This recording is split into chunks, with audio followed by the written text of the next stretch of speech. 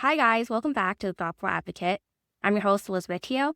Now, we all want change in the world, but most of us don't know where to start. So I'm sitting down with the Thoughtful Advocate, the people turning hope into action. And today's Thoughtful Advocate is Katie, a writer at Feminist and the founder of Bad Asian. And I think that's so badass. Welcome to the show. So excited to have you here.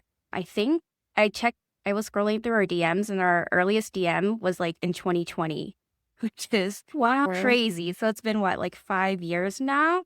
And this is the first time we're sitting down speaking face to face as much as we can. Obviously, we're on opposite coasts, but I'm so excited to have you here, Katie. Thank you so much for being here. And hopefully everyone's safe. I know in Vancouver, there is the tsunami warnings, and I heard about it last night. So I was like, hey, I hope my girl Katie's okay. She doesn't get washed away by the tsunami. I'm still here, thankfully. Safety first, For yeah. now. Yeah, Thank you so much for having me. Yeah, of course.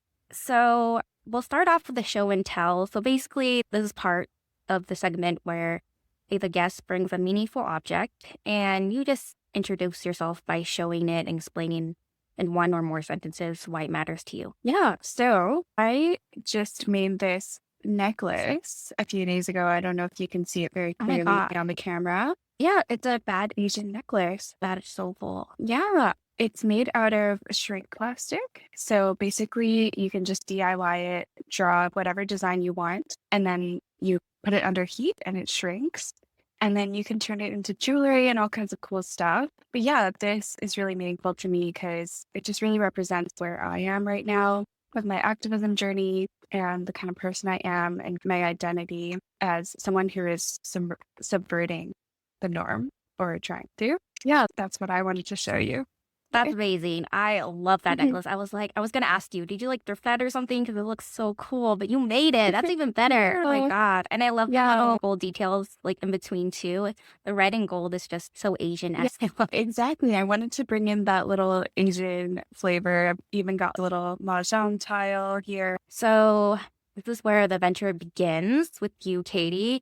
So when looking at how far you've come from shrinking yourself in conservative city to writing for platforms that reach literally millions of people, what one moment that feel completely surreal to you? I know you've had lots of opportunities and been to many events and met many amazing people, but is there just one moment that you just stands out to you? Yeah, I feel like you said, there's been so many moments. I feel like ever since I got my role at Feminist, that was just so groundbreaking to me because, like you mentioned, I grew up in a city that was very conservative. The values were very different from my own. I was definitely a minority there and didn't feel like I fit in. And I feel like I always had to turn to writing to feel safe and to feel comfortable. And that was my channel for everything I was feeling when I was feeling isolated from the rest of the world. And I wasn't really being seen by the people around me. And yeah, I think just being able to write and reach so many people is surreal in and of itself. But if I want to think of a specific moment that really blew my mind, it was just a few months ago. I got to go to New York with the Feminist team, and we were invited to do a salon at Gloria Steinem's apartment in New York City. Gloria Steinem is one of the very first feminist journalists in the United States, and she really blew up the feminist movement and made it what it is today. And she's also done a great job of uplifting women of color around her who also helped to build the movement. And she's just such an amazing feminist icon. And so I found out about the event just a few days before because it was a very last minute type of thing to organize. And I literally had to book my flight last minute, got a really bad layover, had to sleep those on are an the airport worst. bench for No. 4 hours. And then once I landed, I just basically went straight to Gloria's apartment. And so, yeah, it was crazy getting there, but it was so worth it because it was just such a surreal moment to get to meet one of my icons and to talk to her about my writing and give her a hug. And she turned 91 recently, so we got to Wow. celebrate her 91st birthday with her. That's And amazing. yeah, it was just so surreal. 91 is huge. But that's Yeah. also really cool. To meet one of the first or first like well-known feminist journalist. That's huge, especially being in the field that you're in. I think that definitely a good surreal moment. And I think I saw some of the photos on your Instagram. You posted some of the photos meeting her. That is really cool. And to get together with the people who worked at Feminist as well and meet her together, that's really awesome.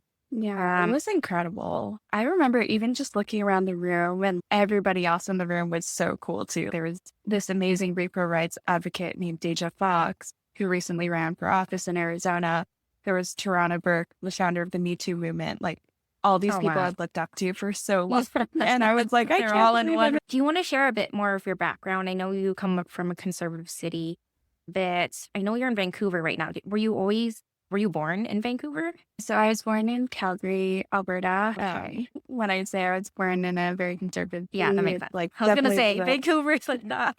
No, that makes so much more sense. Okay, yes. Yeah. Yeah. So I was born and raised in Calgary. My parents are refugees. So it's a little bit of a complicated history because we don't even know exactly where we came from because my family's been displaced so many times. And then they've eventually ended up coming to Canada. So both my parents were in Canada since they were teenagers. And then, had me in Calgary. And so, I think just that refugee lineage is something that has always meant a lot to me and really connected me to activism. Just when I think about people around the world who are going through really difficult things, I just think back to my family history and realize like my family was in a similar situation back in the day. And those people, they could have been me. And a lot of things in life are just really luck of the draw. And so I think that really made me passionate about human rights and wanting to make sure that everybody in the world gets the best chance to live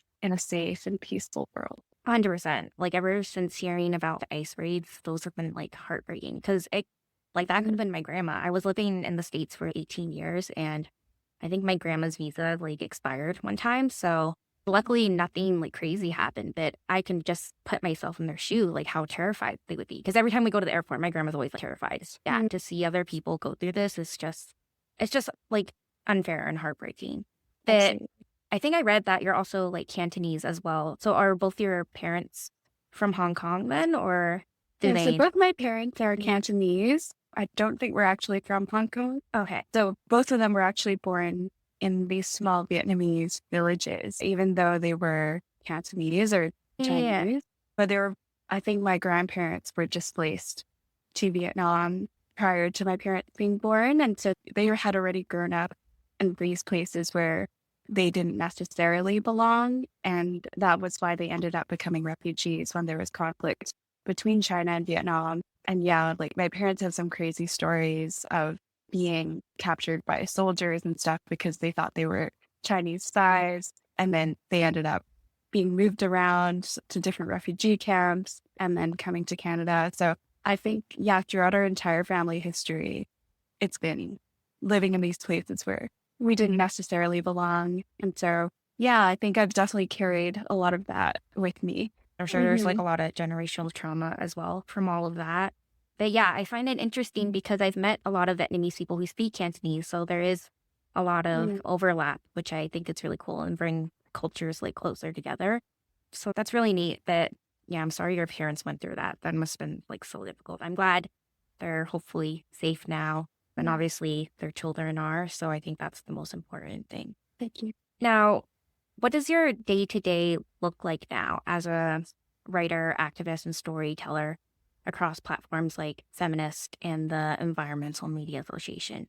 And what part of your current work feels more aligned to you currently? Yeah, so I think, honestly, when I talk about my day-to-day, it's not that exciting. But it's exciting internally. But if you were to look at me, you'd be like, she's just sitting at her desk typing. When we share on social media, there's obviously these big moments of going to these activism events and getting to meet these really prominent activists like Gloria Steinem, or with the EMA, I've gotten the chance to meet different Hollywood celebrities and interview them on the carpet and really cool things like that. But I think what people don't really see is that most of the time it's literally just sitting at my desk, doing research, coming up with ideas for articles, and then writing articles, send them over to my team, doing revisions, all of that. So It's really just like another job, but I think the difference is that on the inside, like I'm so excited about it. All of this work is stuff that I would do for free. So to get to do it as a job is just the most exciting thing. And I think the thing that excites me the most about it or feels the most aligned with me is whenever I get to write about something that is a pop culture moment. So, like, for example, in the past year, we had a few posts go viral, like one that I wrote about Wicked, the Oh movie, my gosh, yeah. and I love some that of book. the biggest feminist themes from that movie, because it's also about female friendship and women supporting each other and how complicated that can be. And so there's a lot of feminist themes there and also racism and scapegoating. And I think it's very relevant to a lot of the things that are happening in the world right now. And so I really love being able to tie those kind of pop culture moments to what's real and what's happening in society and kind of using those big moments as a way to educate people and to get them interested in activism when maybe they haven't been before.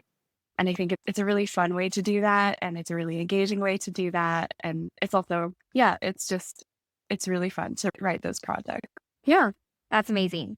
And yeah, thank you for sharing. Like, obviously, you do real work. Like, you have, as a writer, you have to sit down, do your research, and actually type and write.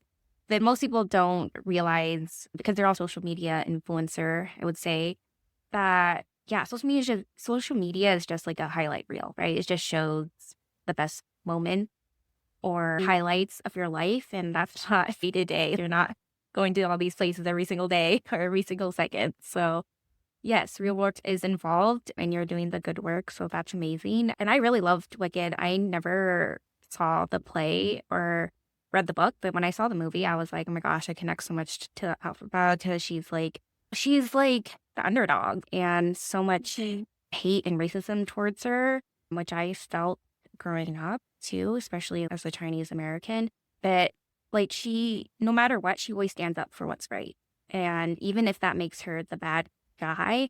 And that's why I love what you're doing with Bad Asian because growing up, you're always told to be the good Asian girl, the good girl, that not all of us are like that. And we want to stand up for ourselves. We want to speak up and we want to use our voice. And so I really love like what you're doing. But I'd love to dive in a bit more. I know we talked about your parents and how they grew up. But how do you think growing up in like a Cantonese household, like how did their experience affect your identity and shape you? Do you feel like you felt intergenerational trauma from them or is it a completely different experience? I guess when I think about growing up with my parents, they taught me a lot of really important lessons. I think with being refugees, they always taught me to be very grateful for everything that I had. They've taught me a lot of really great things about what it means to be a good person, to be kind to others. But I think on the flip side of that, there's also, with that definition of good, is also being polite, being ladylike, crossing your legs when you sit, and not being too loud, things like that, which I think are just a part of a lot of cultures, not just my culture. And yeah, a lot of these ideas of what it means to be good, specifically as a girl or as a woman. And I think it impacts a lot of Asian women to the point where we don't feel like we can speak out or we don't feel like our feelings are valid. And I think it can lead to us taking this racism and sexism in society and kind of just accepting it or rolling with it. And yeah, that's definitely something I've had to unlearn is just being able to speak up and not necessarily always be that good girl, but also taking a lot of the positive lessons of still treating others with kindness and being respectful towards others, but without suppressing your own feelings. And yeah, it's a balance of the two. And I think I took a lot of really meaningful lessons from my parents on that. Yeah, I definitely feel that. It's definitely a balance. And I'm glad you brought that up because, yes, it's hard to be, you're forced upon this idea of perfectionism. Like you always have to put on a face, especially with a lot of Asian households. And it's always to be demure and not say anything out of hand. But it's hard because you feel like you've been suppressed for so many years of your life. And then sometimes you just gotta break out and use your voice and actually say what the heck you feel like be your authentic self, and that can be really hard in Asian households. But of course, I think respect is a big thing in Asian culture, respect for your elders, for other people, which I think is important no matter where you come from. So thank you for sharing that. So I want to know, was your family supportive of your dreams to become a writer, an activist, or did you face a lot of resistance when this came through, or even misunderstanding?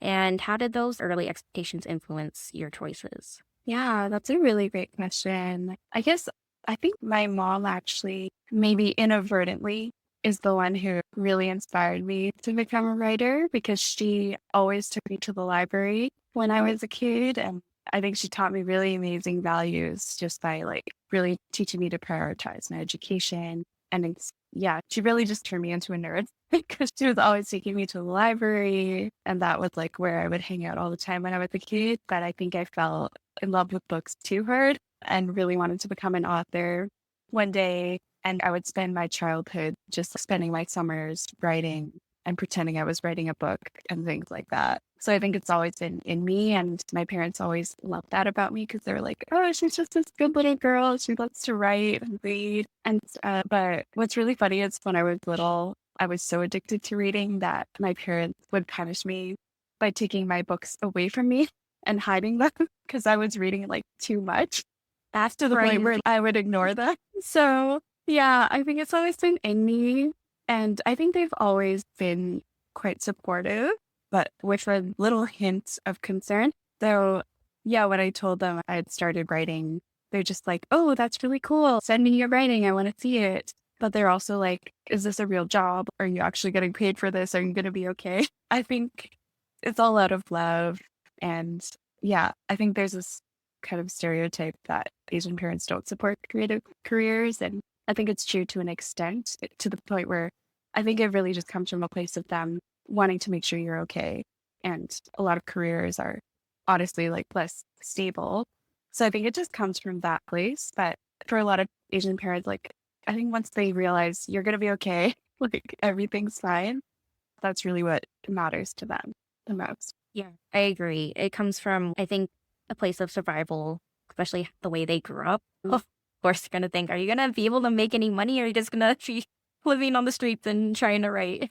So, understandably. But I think once you show them that you can actually make a stable living from your career, I think that's when they finally start to see that, hey, she can actually fend for herself. So I think that's amazing. And that's so funny and so sad about them taking away your books.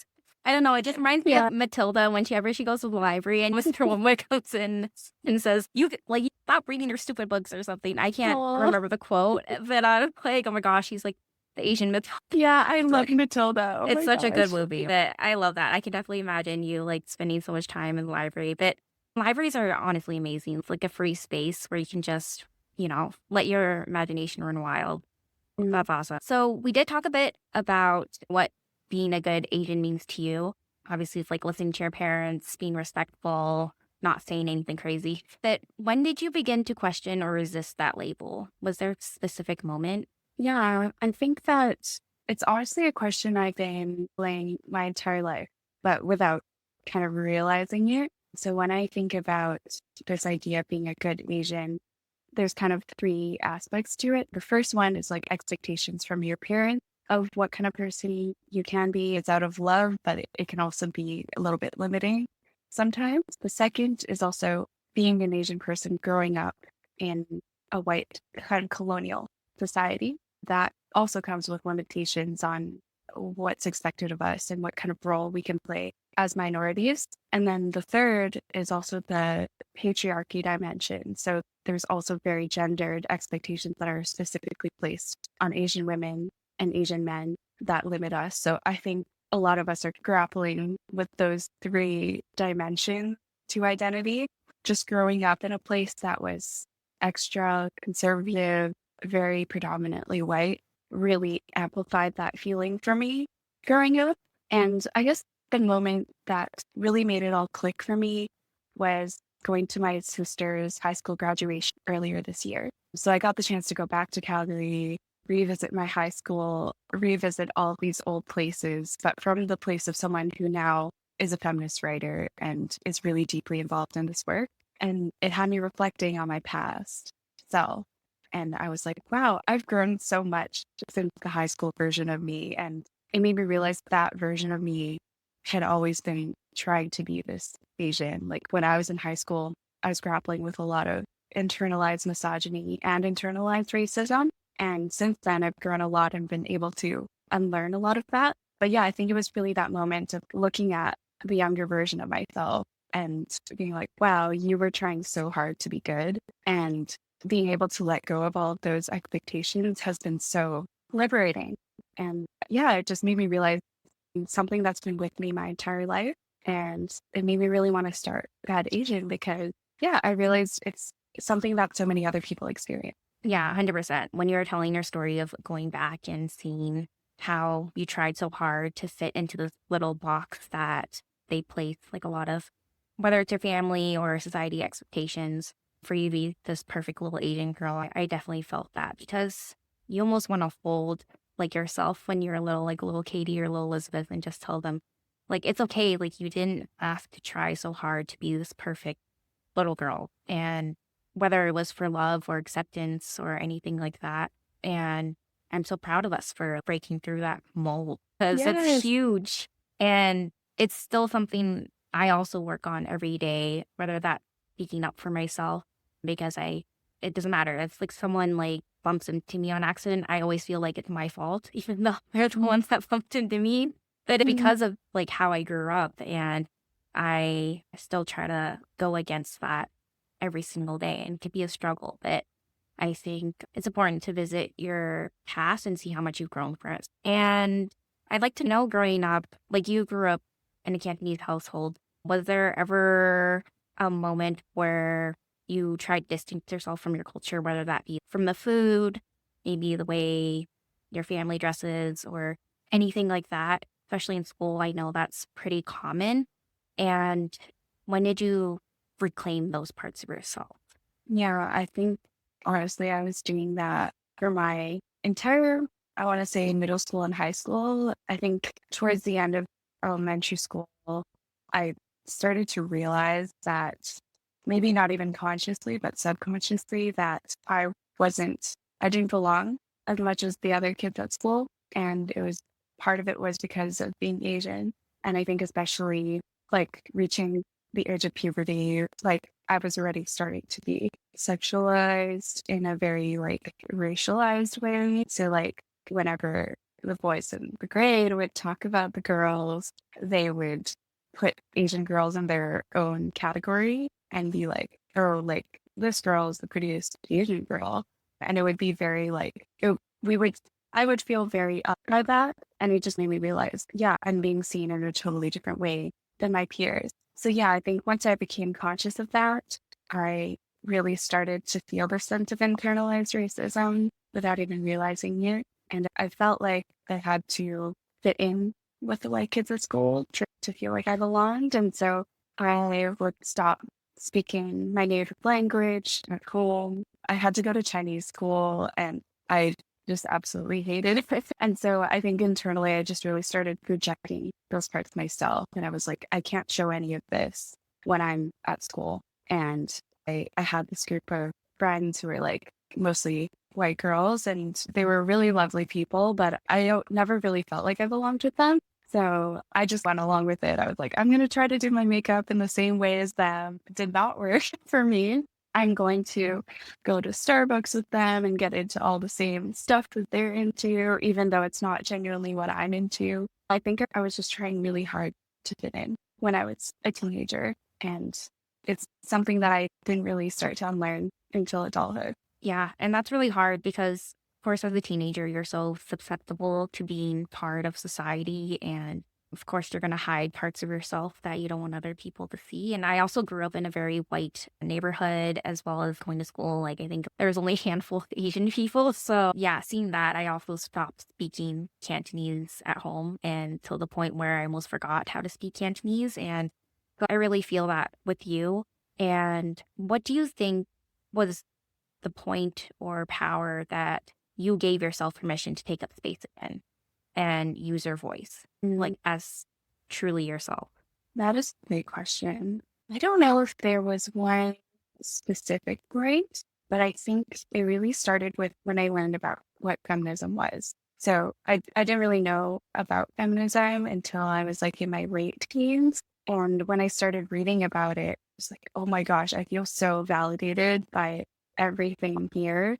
And it took me a while to really identify as a feminist because at first I actually was like, oh, why does it have the term femme in it? Does that mean that it's like female supremacy or we don't like men kind of thing? And so I didn't want to identify as a feminist for a while. But then as I learned more about it and I started to think about the word, it made me realize there's so many words that we use in the English language that prioritize men, like humankind, mankind, like history. There's so many words that are already gendered. And I was like, why can't women have their own word too? And why can't we have this word that really at the heart of it just means we want everyone to be treated equally, regardless of their gender? And so I think once I started learning more about feminism and allowed myself to identify as one, that was really the start of me unlearning this idea of being a good girl and being able to identify as my own kind of person and kind of shape that in my own way and shed these expectations that the patriarchy places on us. So yeah, I think that was really the start for me. I love that. I think the word, yeah, feminism is so powerful because it doesn't have the word man in it. So true because so many things, so many words, even in like taking chemistry, all the chemists that you learn about are white males. And it's, damn, where are the ladies at? Come on. I Yeah. know they did something, but clearly it was not documented. Where do you think, what do you think was your first, I don't know, like feminist, like movie or moment in like pop culture that you remember growing up? Because I feel like growing up, there's a lot of superhero movies about men, and it's all like this again. No wonder they feel badass all this time, ready to take on the world. Yeah. Oh my gosh. I feel like there's so many that maybe don't explicitly identify as feminist, but so many fictional female characters are so amazing. If you think about Hermione Granger or Katniss Everdeen, like those types of characters I always resonated with so much. I think the very first one I can remember is Jo March from Little Women.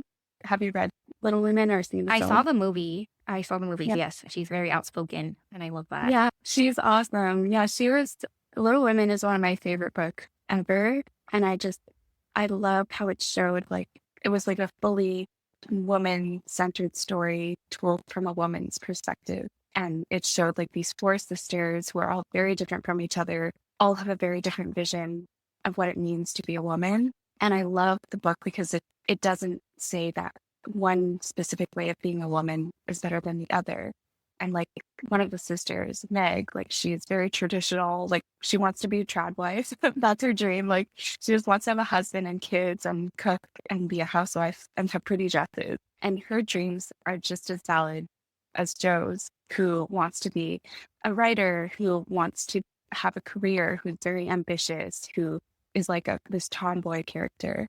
And so I really love that book because it teaches us that being a woman can be so expansive. And I personally related to Jo a lot because, yeah, she was like the odd one and she always felt different, but she still always went for her dreams and was always herself. And yeah, I think she was probably one of the first that I remember. No, that's awesome. I think I have to read the book now because, yeah, I've heard so many good things. Oh my goodness. But yeah, I loved how she, really went against the grain. Like she didn't want to get married either. She was really full on with her career as a writer, which I'm sure you can relate as a writer. And that's awesome. And I love the dystopian era of like all those like all those books like Divergent and all those like movies are so good. And now the movies are coming back, right? Like with Katniss Everdeen. Yeah, all the Hunger Games movies. Yeah. They even made like The Uglies like a movie too. And I was like, oh my gosh, it's like from my middle school era. How old are you, if you don't mind me asking? I'm 26. Okay. You? I'm 29. So we're like 3 years. Okay. So we're going to go to the section called Navigating Storms. What's one rule that you can think of that you had to really break to become who you are today? I think, like we've been talking about, it's really those rules of what's expected specifically of an Asian woman growing up in a white patriarchy. I think it's like a very specific kind of confining experience to have. And I really had to unlearn this idea that Asian women have to be like soft and submissive. And a lot of that is so reinforced by the media that we see. I think growing up, all of the representation I saw of Asian women was very sexualized and fetishized. I think one of the earliest examples I saw was like The Forbidden Kingdom with Jackie Chan and Jet Li. Awesome movie, loved it. But the main girl was really just there to be the white male protagonist love interest. And I think that is how we have been portrayed quite often in media. And it hasn't been until recently with Crazy Rich Asians and like a lot more Asian representation, like Everything Everywhere All at Once. I think that definition is really expanding. But yeah, for me growing up, that was all I thought that I could be. And so I think I've had to learn this balance because I think there are parts of me that are really soft and that's like really beautiful, but it doesn't mean that I can't be strong or outspoken as well when I need to be. So yeah, I think it's a really big thing that a lot of Asian women have to unlearn, but it's really uncomfortable because when we do speak out and we subvert those expectations, a lot of people can be like, oh, that's not what I expected from you. That makes me uncomfortable. And I don't know if I like that. And so you can see I've been in situations where people felt like comfortable to say racist and sexist things around me. And I think maybe they expected me to be okay with it, but I'm not. So I'll speak out. And I think it makes other people uncomfortable too. So you have to be prepared for that reaction and be okay with it. And I think ultimately changing people's expectations of what an Asian woman can be is really important because it opens it up for other Asian women to be themselves too. Yeah, I think that's really powerful. That I've seen Everything Everywhere All at Once like a million times. It's such a good movie. And I feel like a lot of people can relate. Depression runs through my family deeply. So I definitely felt with the main character and her mom. So I felt like that was such a powerful movie. But I was going to say, I love how you put the juxtaposition between being soft and more aggressive, more fiery. And we're always taught to be soft as an Asian woman, like as Asian women. And that's so prevalent in early like pop culture, like movies, like Asian women always stereotyped to be the soft, sexy girl who's always like quiet. But no, some of us are outspoken and fiery. And I love that. And even in my own relationships, I feel like I wear the pants in my relationships. My husband might disagree that I feel like a lot of women actually in my family wear the pants in the relationship. And I love that because it shows that we're not always the sub. So sometimes we can be the dom. So, and that's okay. Oh, absolutely. I feel like people who think Asian women are soft should just meet all the Asian tiger moms and aunties. Like they're not soft. Goodbye. Yeah. Oh my God. Yeah. Seriously. They're ferocious. Oh my gosh. But I was actually going to ask you earlier. So in your school years, did you ever feel like yellow fever was like such a big thing, especially like back then? I'm sure it is today too. But with the boys like fetishizing Asian women, do you feel like that was also a thing?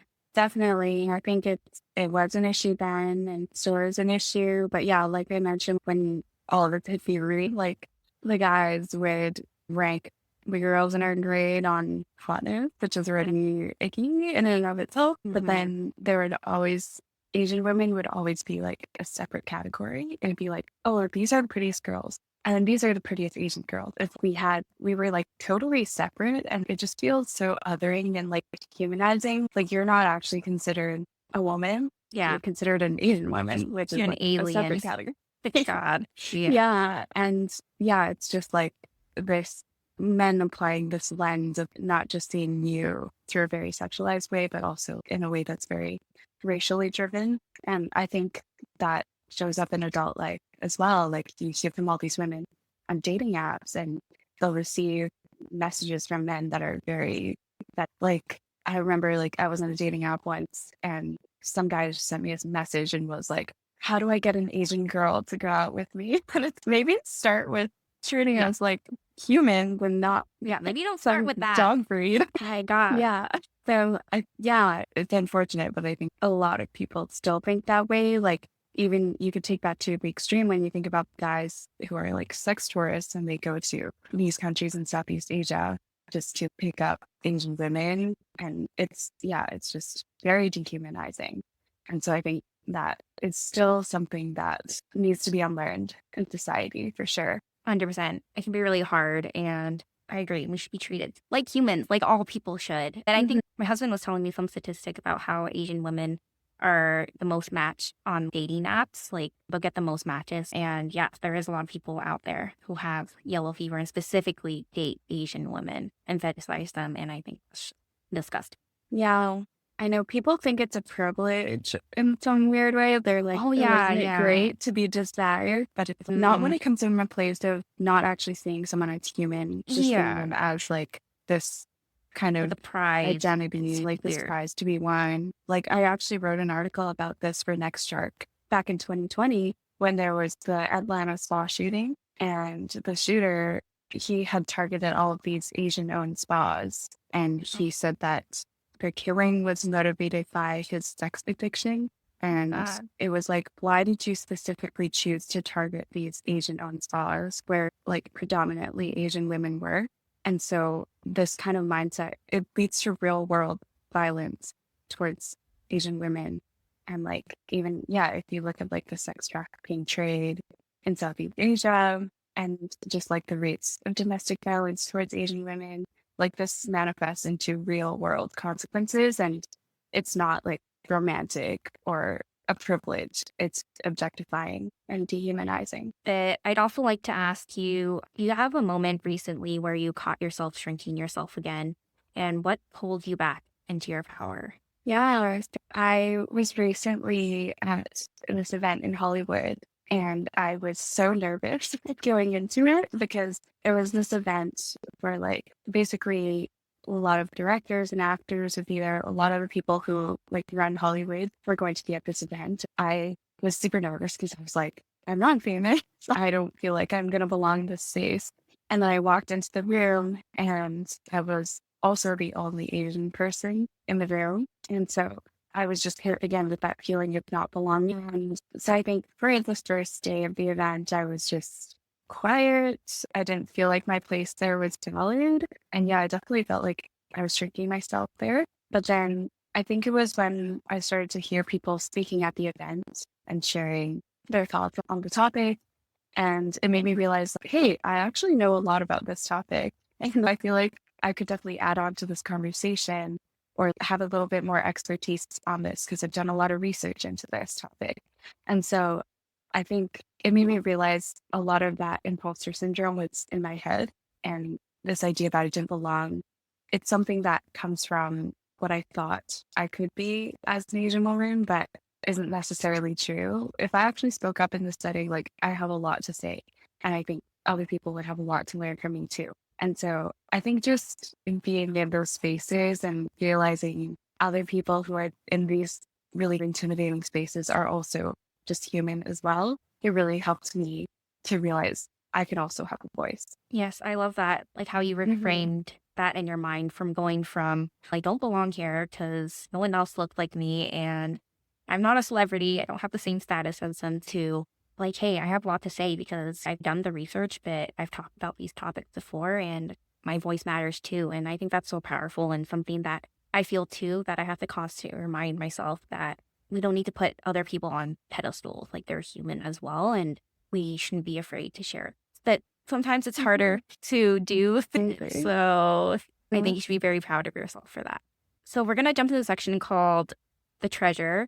And I actually got this question from TikTok because I was watching this video of this dude. He was outside with this kid and saying, like, I think he was having a hard day, as humans do. And he was like, if I imagine myself as a 90-year-old, clearly he was like not 90, he was probably like in his 30s. If I imagine myself 90 years today and look back at this moment, like, what would I cherish the most?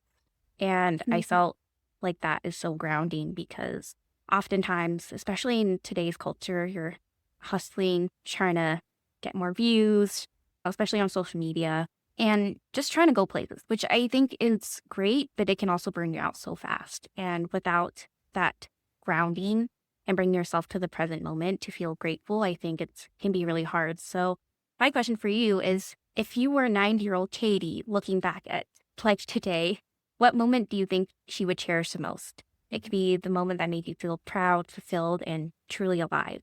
Yeah. Do you mean one specific moment or?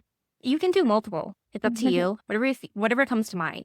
Yeah, I feel like for me, there's not one specific moment that comes to mind, but I think it would be an accumulation of moments where I really felt a sense of community. I think that is really at the heart of everything I do. And maybe it comes from a place of not feeling like I belonged when I was a kid. But I think whenever I'm around people where I really feel like we're in this together, we understand each other, we see each other, that is such a powerful feeling. And I think, yeah, for a lot of people who are marginalized, they've grown up with that sense of not belonging. And so when we can all come together, those are the most special moments and really why we're doing this work. I think it even goes back to my own heritage, like growing up in a Cantonese family, like it's very family oriented, it's very community oriented.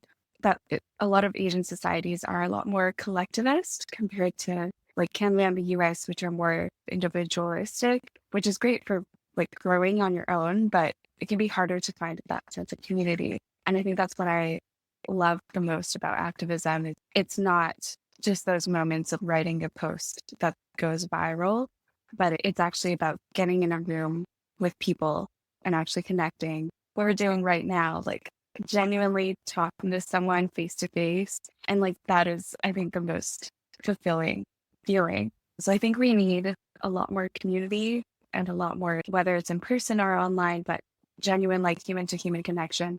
I think that's how we create change. And yeah, I think just whenever somebody comes up to me and they're like, wow, I really loved what you wrote and it really made me reflect on my life, and to get to talk to them about that, it's just so exciting. And I think we, in this online world, get really caught up in these metrics and stuff. But like you said, when we think about when we're 90 years old, I'm not going to be thinking about, wow, I'm so happy I wrote that post that had 1 million likes, even though that's great too. But I think it's going to be the moments where I genuinely get to connect with a person, like whether it's just one person or 100 people or 1,000 people. Yeah, I think it's all about that human to human connection at the end of the day. I agree 100%. And that's like really why I started my podcast again and why I wanted to interview people, because yeah, like I connected with so many amazing like activists and influencers like online that I need like real human connection where we see each other face to face and can hear each other's emotions and voice and just connect. And I think community is so big because it's really becoming lost in today's society, whether it's because of social media. There's that we're spending so much time on our phones, scrolling through TikTok and social media instead of seeing friends or going out and seeing the world. And I think that can be really hard, especially because the longer you stay inside your home, the more normalized it feels. And so you don't feel like going out anymore. And I think that can be so detrimental to your mental health. So I really love that. You're going to remember the human moments you had that made you feel human. And I think a lot of that's through emotions that you feel connecting with other people. And that's so powerful. And that's what we need today. And I'm really glad to talk to you because I feel like I'm building my own little community and so are you. And we can all come together and be part of this great, beautiful community that we all need. So that's amazing. So you said we're often rewarded for being supporting characters, especially as Asian women. I think that's so true. What does it look like to take the lead in your own story and encourage other people to do the same? Yeah, I think the first step to taking the lead is just understanding why you don't feel comfortable taking the lead. So understanding all the things that are holding you back, like understanding your limiting beliefs. And I think for women, for people of color, those limiting beliefs can often come from these societal expectations. So I think it starts with just like unlocking that part of your brain and unlearning those ideas about yourself that are holding you back. So I definitely recommend for everyone to read feminist literature. Like Bell Hooks is a great author for anybody who's new to feminism, to really learn about what feminism is. Whether, like, no matter your gender, it applies to all of us. And unlearning those norms can be freeing, whether you're a man or a woman or trans or non-binary. Like, it's something that we all need to unlearn. as a society. So I think, learning about first, like where these oppressions come from can really help you to understand and to move forward. And then from there, I think, taking the lead is like feeling comfortable to speak your truth and to also like be okay with receiving backlash sometimes because you are going to be doing something different and subverting people's expectations and be okay with that. That's fine. That means that what you have to say is important. If everything you said was just non-controversial and everyone just agreed with it, like that's nice, but where's the progress? So I think it's actually okay to say something that kind of rubs people, not the wrong way, but like provokes them in a way that makes them curious about their own thoughts and their own feeling. And then I think the final part of it is also supporting others, but without dimming your own shine. So I think a mistake that I would make a lot as an Asian person was to always be that supporting character, but not also speak out for myself. So I think it's really about not just speaking up for yourself, but also bringing other people with you. So when I, like in a lot of my activism work at Bad Asia, I think, yes, it's important to speak up for Asian people, but it's also important for us to uplift Black communities and Indigenous communities and all rise up together. And it doesn't mean that I can't also speak out for my community, but it means that I can speak out for my community and also uplift others, and everybody's struggle is valid. So, yeah, that's what I hope that we can see in our movement going forward. That's amazing. And thank you for recommending bell hooks. Is it just like the way you think it's spelled? Is it like bell and then like hooks? Literally bell hooks. Okay, amazing. Yeah, I'm trying to get back into reading. I used to read a lot of fantasy like books like Twilight. So Me too. yeah. Okay, we're in our last section and I'm being wary of time here. So called Setting Sail and Moving Forward. I know you spoke a bit about the world you're trying to help build, especially with community being a core like pillar of what you're trying to build. If you would describe who you're trying to build it for, can you go into that? And yeah, just the world we'd like to see. So yeah, the idea for starting that Asian, as I mentioned before, it stems from my own past of always feeling like I was trying to be good.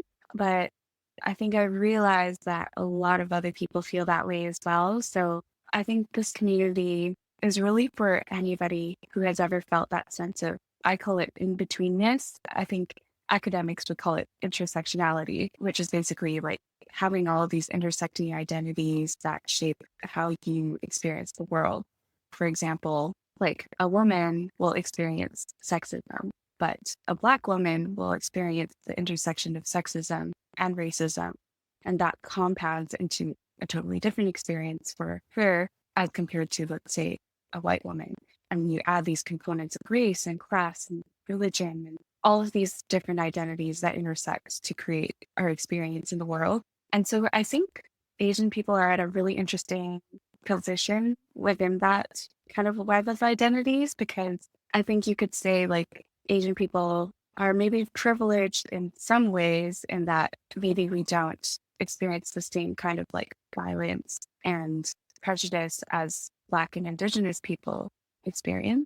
And on average, we might be at an economic advantage, but at the same time, we do experience racism and violence and we're in the state of in between. And I don't know if you felt this growing up, but I always felt like I couldn't speak up for myself because of being in between the two. I was like, I feel like I'm privileged in some ways, but I'm also like not privileged. And I've experienced a lot of like racism and sexism. And so it's like a really tough identity to grapple with because I want to speak up and I want to be an ally, but I also have my own things that I'm experiencing. And it's just a really complex identity to grapple with.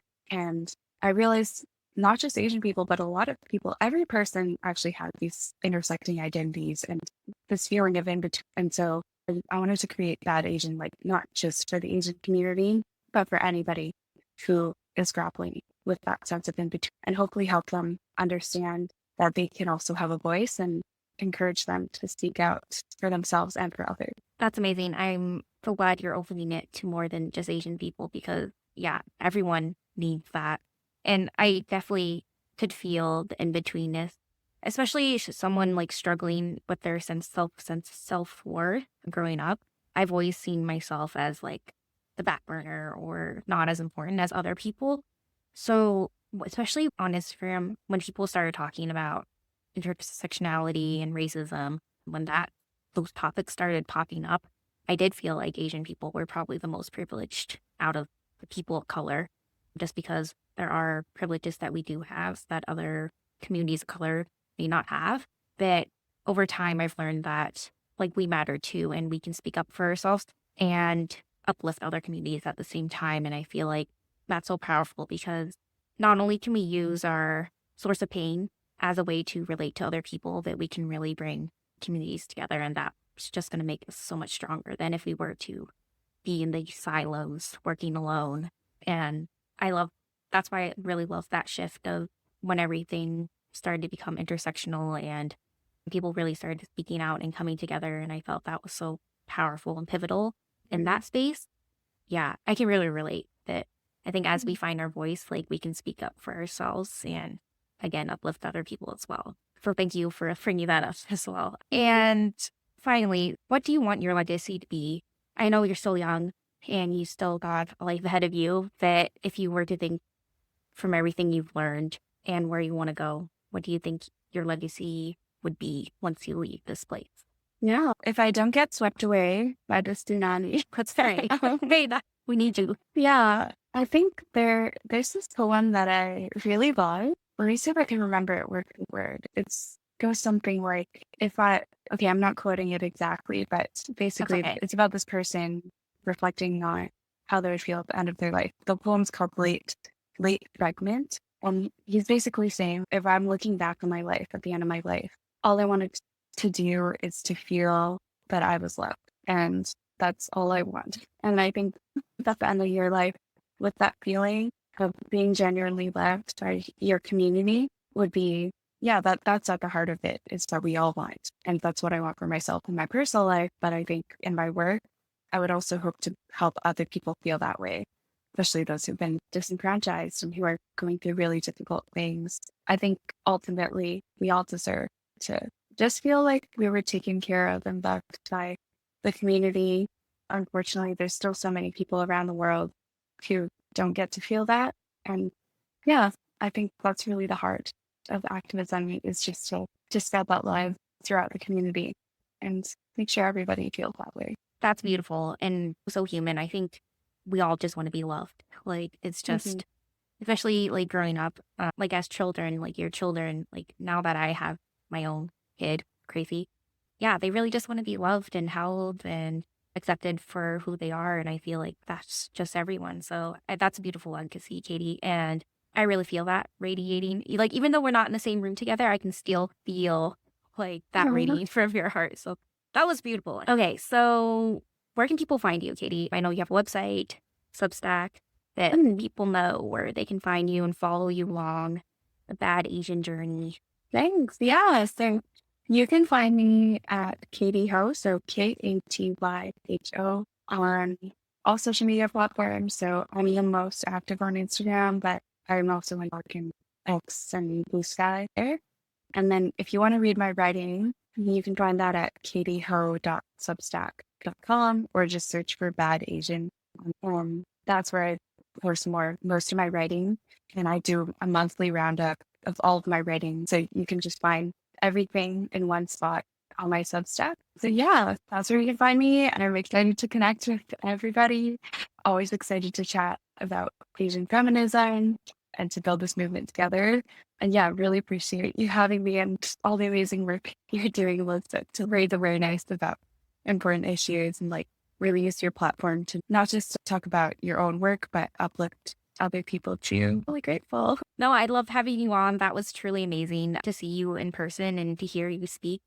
And you have such an amazing, genuine aura. So I only wish good things for you to come. And of course, I'll be supporting you along the way. I just wanted to add something quickly, just something we were chatting about before with just like speaking out for the Asian community. And like, I think it was your question about being the lead character, that question. I think the question was, we're often like seen as supporting characters. So how can we practice being the lead? the story. Yeah. Yes.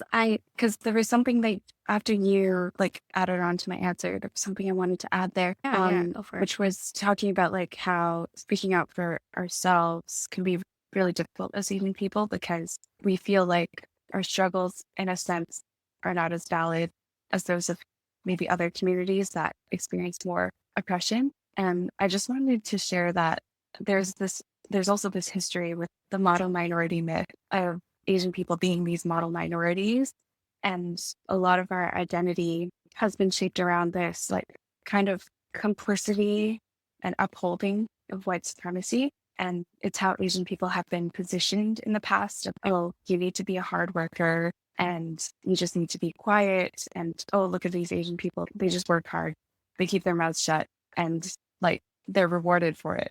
And so a lot of the time, our position in society is used to justify racism towards Black and Indigenous and other racialized groups. I think when Asian people, we stand up for ourselves and we speak out, we're actually breaking that idea that minorities need to be quiet and that they need to be silent. And that in itself actually helps to dismantle white supremacy and it helps to empower all racialized groups because we're breaking that idea down. So I think that's what makes it extra important for us to speak out. So in a lot of my work, I really try to critique white power, uplift other people of color. And yeah, I think for all the Asian people out there who like think that their struggle isn't valid, it is super valid. And like you speaking out is actually such a powerful thing and it helps all minorities.